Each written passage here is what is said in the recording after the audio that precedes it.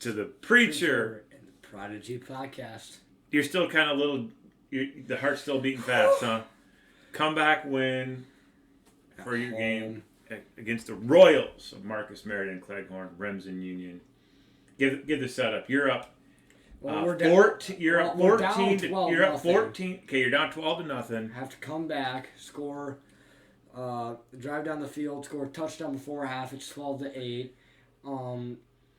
Kick the ball, and then we get the ball back off of a 3 or a 4 and out maybe. Something like that. And we drive down the field, score a touchdown, make it 14-12. Then with about 55 seconds. Well, 2.5 minutes left. They start driving down the field, chewing up clock, and then they eventually score with 55 seconds left. So you're down 18-14. Yes, they do not get the 2-point conversion. So we get the kickoff, get the ball at around the 30-yard line. Have a holding penalty. Yeah. Yeah, run the ball left, have a holding penalty. So now we're backed up with about 35 seconds left on 2nd and 15. And then what happened next? Tice got a run, and you got a long pass. Caught that, and then we went hurry up, and then... Tried the Philly special with 11 seconds left. Didn't quite work out the way we wanted it. It was open, but... It was a bit short by Jacob's part, but... No blame on him. He had a good game. Yeah, Jacob to Jacob throw. And then the supposed to be pass interference call with 5 seconds left in the game on the deep throw to me. The guy hip checked me, and then with 5 seconds to go, we ran outs, and then which means the outside guy runs a vert, and then so Tice rolls right and throws the ball. Gotta be at least 50 yards total distance. Line of scrimmage, I think, was like the 42. 45 yards on the run. Throws it to Jacob Ross. Has 2 steps on the man. Catches it. Game over. 20-8. Last play of the game. Good podcast.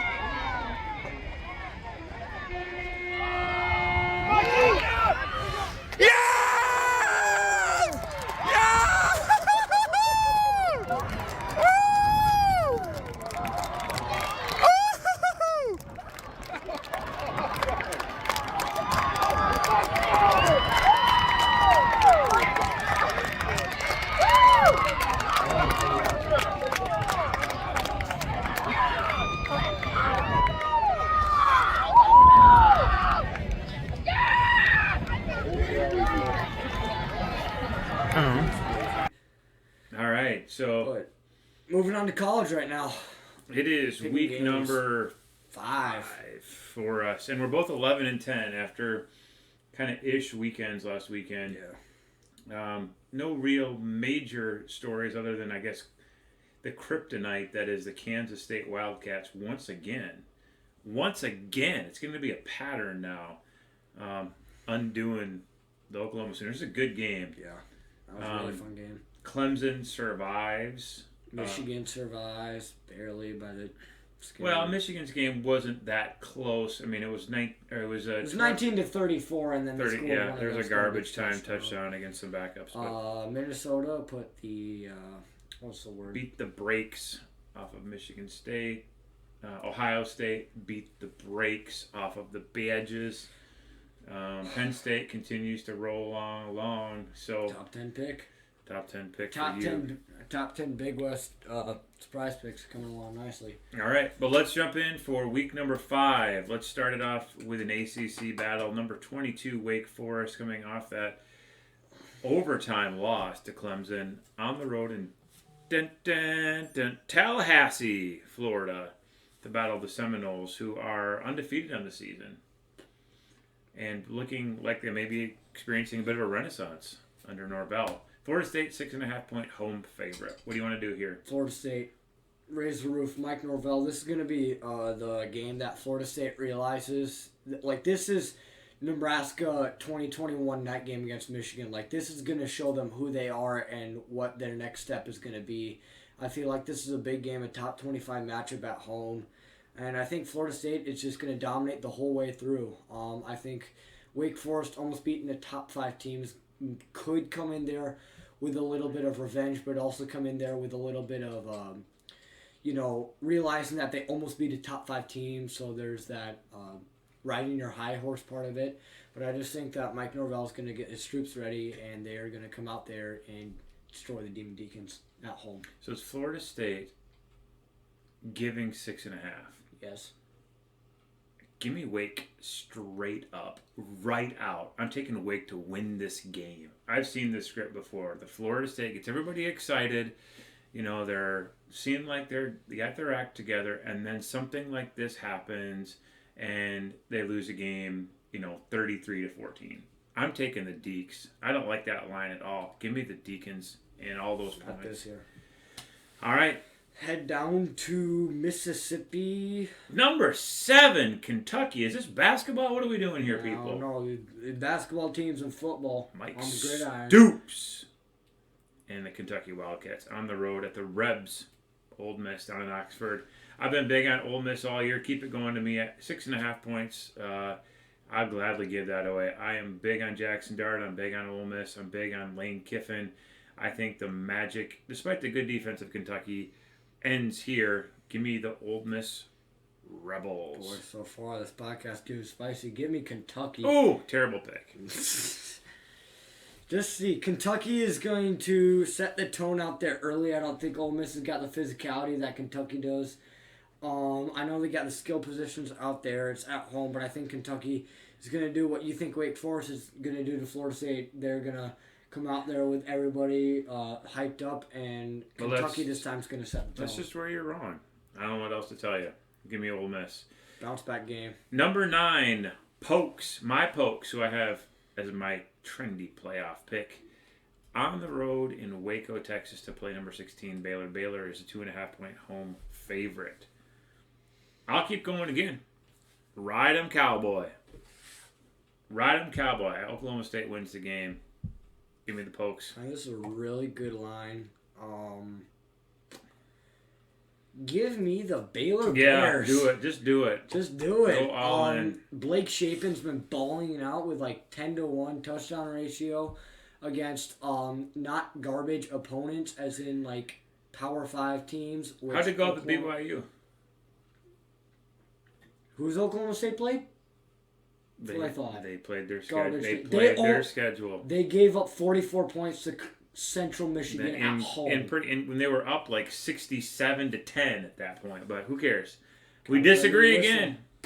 Give me the Cowboys. All right, heading down to Clemson, South Carolina, where obviously Clemson at home is going to be playing the upstart NC State Wolfpack. It seems like in the last few years it's been a field goal game. It's come down to a field goal to win it. When North Carolina State missed one a couple of years ago. Last year they beat him on a second overtime touchdown to receiver who's now at the Buckeyes. That said, what do you want to do? Clemson. Clemson's overrated. Give me those 7 points. We're disagreeing on everything. This is a great podcast. Give me the Wolf. Give me the Wolf Pack. Give me the Wolf Pack. I think that the defense of North Carolina State. I'm taking Clemson to win, but I think it's the same thing. I think it's a field goal in the end. I think this game is one of those classic 31-28 type games. Trust me. I'm taking NC the Pack. State does not have the skill positions to out. They never do against Clemson. They never have the skill position. They had an all ACC receiver last year. They had a first team all ACC guy for guy. They never have what Clemson has. For some reason, they're not going to get past that defensive line this year. Yeah. They're not going to. They do not have what Wake Forest has. They're not going to be able to run the ball at all. I don't think the defensive line is going to cause major troubles. And DJU is coming back. Trust me, DJU is coming back. I think Clemson is the best team in the ACC, but I think it's like by a hair. I think Wake Forest and NC State are right there, as we just saw with Wake Forest. And I think Florida State's behind them too. And who even knows about Miami anymore? But we're disagreeing Clemson on everything. Oh boy! All right, now Pack we're attack to the number 2 team in the land, the Alabama Crimson Tide, on the road against Sam Pittman's Fighting Hogs, the Arkansas Razorbacks. Alabama with a big line, 17 points at the number 20 team in the country. who kind of melted down against Texas A&M a little bit last They week. have had a shaky start not to say the least, but I mean, Carolina. By the way, that was one of my favorite plays of the weekend with KJ Jefferson, who's going to dive over the pile from the 8-yard line or something. Loses the ball, goes the other way. He's running, pitches the ball about the 12-yard line when he's about to get tackled, runs for a touchdown. That was the difference of the game. Top 10. But, what was he doing? He, tried to dive in from the 8-yard line. I mean, he must think he's Walter Payton. Sweetness got them hops, but not quite. No. Not Superman yet. All right, who are you going to take in this one? I am generally, notwithstanding, I generally am what time of day is this? I'm a Sam Pittman fan. 2:30. I'm taking Bama, though. I think that Alabama kind of got a lesson taught to them when they went down to Austin. They got to figure a few things out, and I think they do it in this game. I think that we'll have to see one of these games, we sometimes talk about a team losing twice. I think Texas A&M might have beaten Arkansas twice here. I think that the after effects of that loss in Jerry World are going to hang with Arkansas like a stink they can't get off after the first shower. I'm going to take Bama to cover. It's a big number on the road in conference. But I see this as like a 41-20 type game. Great pick. Okay, so Alabama has not lost to Arkansas in 33. No, I'm not sure about that, but Alabama, I think. Was that your Lee Corso? No, that was my Lee Corso imitation. I got to give it a little lower voice, a little more gravelly, but more confused. More confused. It's got to be. Not so fast, my friend. The Hoosier, the Agadies, not so fast, my friend. Give me Bama also. I just think that Arkansas, with what they've been doing, they've been able to power the team for the most part. Be able to run the ball. I think that stops here against Bama. I think that the Texas game was a hiccup game on the road. Give me Bama. I think their offense is starting to figure it out. Will Anderson's getting a little bit of flack. He just hasn't blown up this year like people thought he would. I think this is the game he shows up. I don't think so. I don't think Arkansas is going to be able to pass the ball enough to have Will Anderson be able to make much of it. Wait till they get down to Ole Miss whenever that game is. If that's an early season game, that's where he'll cause trouble. All right. 5 games down.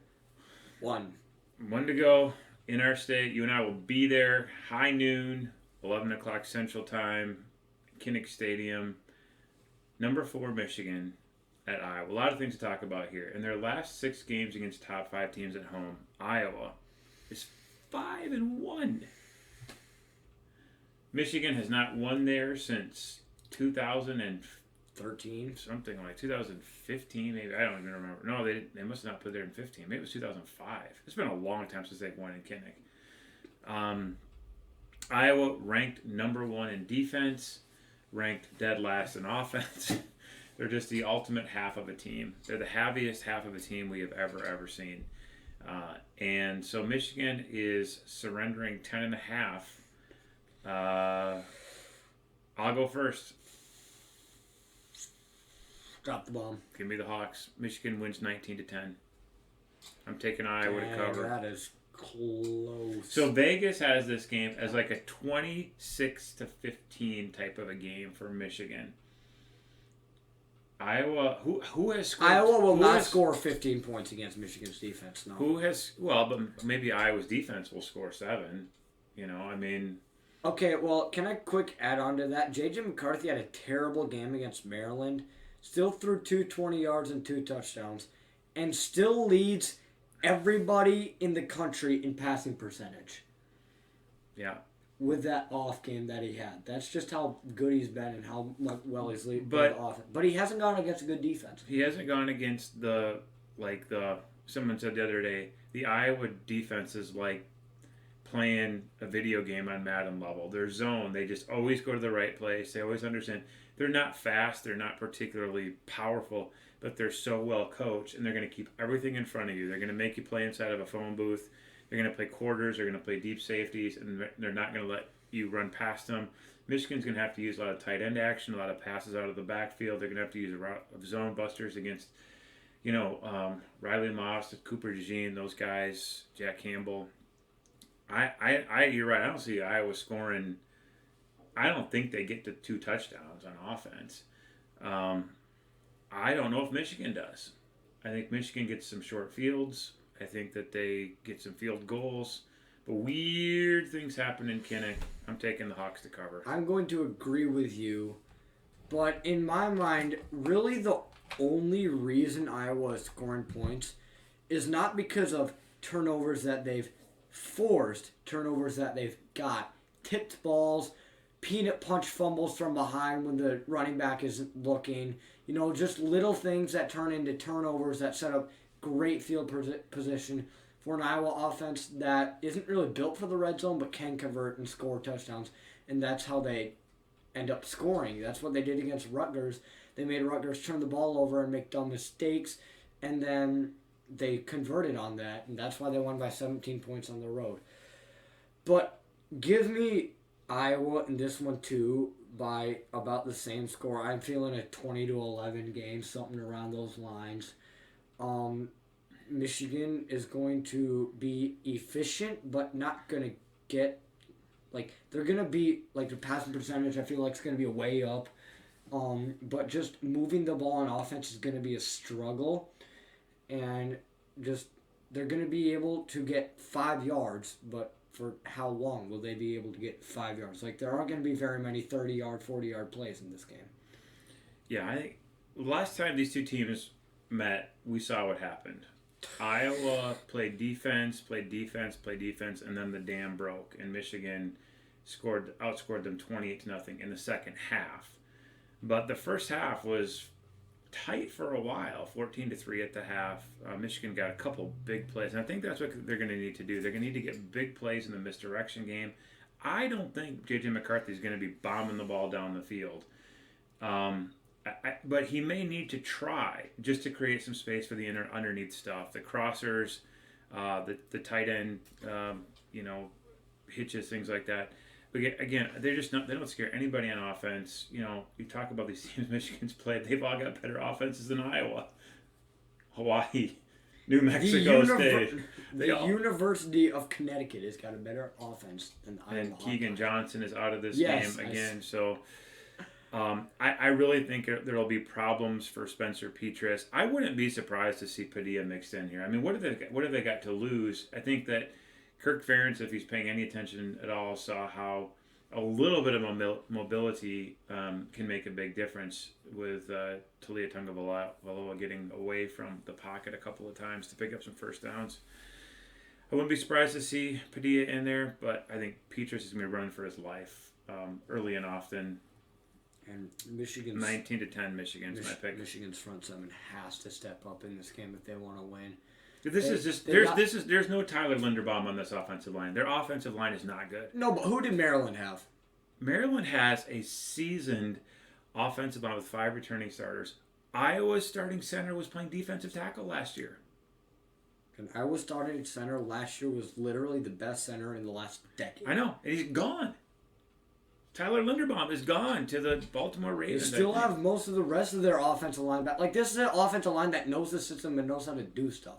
They've done this for literally since the beginning of time. 19. They do this 10. all the time. Michigan Maryland wins.